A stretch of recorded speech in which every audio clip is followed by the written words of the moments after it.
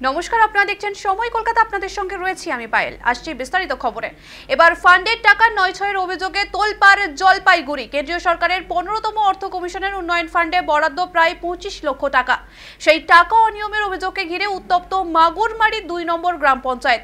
অভিযোগের নাম জড়িয়েছে ইতিমধ্যে ওই এলাকার পঞ্চায়েত প্রধান সীমা রায় ও তপন সরকারের। এই বিষয়ে আমরা আরো বিস্তারিত জানবো। আমাদের প্রতিনিধি রয়েছে সানি। কি অভিযোগ উঠে আসছে যদি বিস্তারিত জানাও। একদমই পায়েল, দেখো তোমাকে জানিয়ে রাখি, জলপাইগুড়ি জেলার ধূপগুড়ি ব্লকের মাগুরমারি 2 নং গ্রাম পঞ্চায়েত, যা মূলত কিন্তু একাধিকবার খবরের শিরোনামে এসেছিল, বিভিন্ন দুর্নীতির অভিযোগ ওঠায়।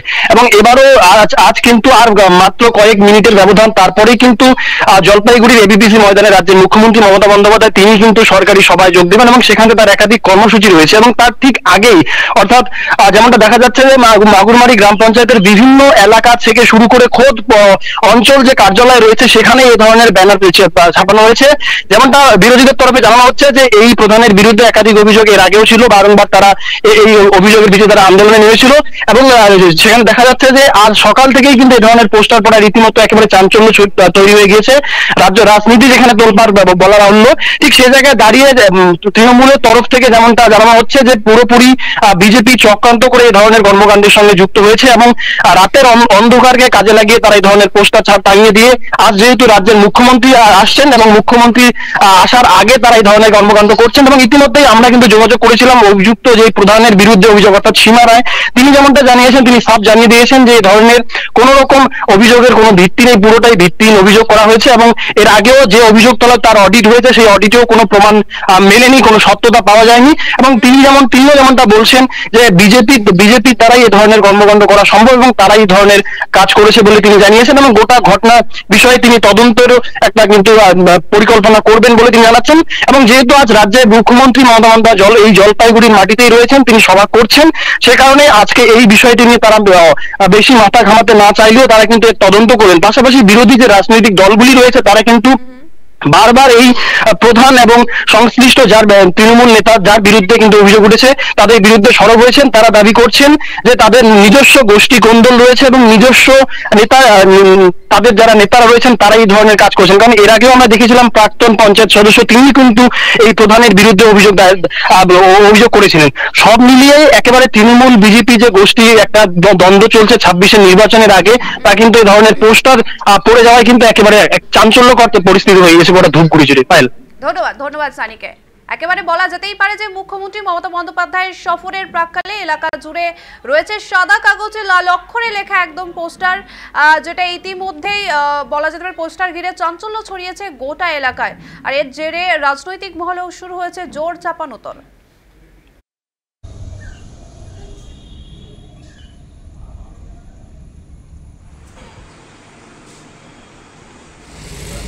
কি দেখলেন এখানে? এখানে ওই কেন্দ্রীয় সরকারের কি উন্নয়নের 25 লক্ষ টাকার কে বা কারা একটা সাইনবোর্ড লাগাই দিয়েছে। আমরা তো এটা বেশি দেখছি, কিন্তু এটা কী হবে এটা হচ্ছে অঞ্চলের স্টাফ রয়েছে ওরাই জানবে, প্লাস হচ্ছে যারা এই সম্পর্কে দাবি করেছে তারাই জানবে।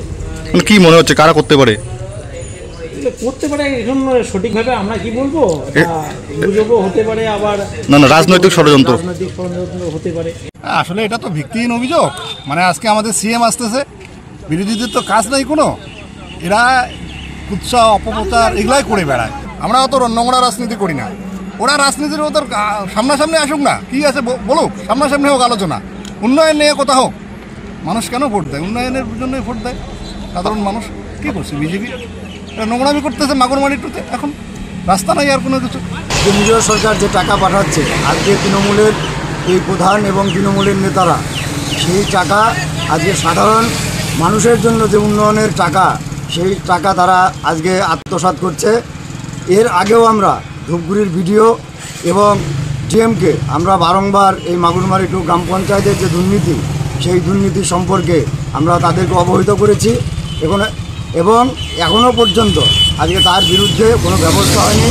এবং আজকে আমরা দেখতে পাচ্ছি যে সারা মাগুরমারি 2 বিভিন্ন জায়গায় আজকে এই প্রধান এবং তৃণমূলের নেতাদের বিরুদ্ধে আজকে পোস্টার পড়েছে।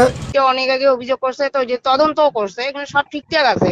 যেহেতু সিএম আসতেছে, ওনারা একটা এটা ইস্যু করছে যে এইখানে যদি কিছু একটা করে সিএম এর কাছে পৌঁছে দিতে পারে, এইটাই একটা ইয়ে করছে আর কি। কিন্তু এটা কিছু না, এটা ভিত্তিহীন, মানে পুরোটাই ভিত্তিহীন। হ্যাঁ আমি বলবো পুরোটাই ভিত্তিহীন।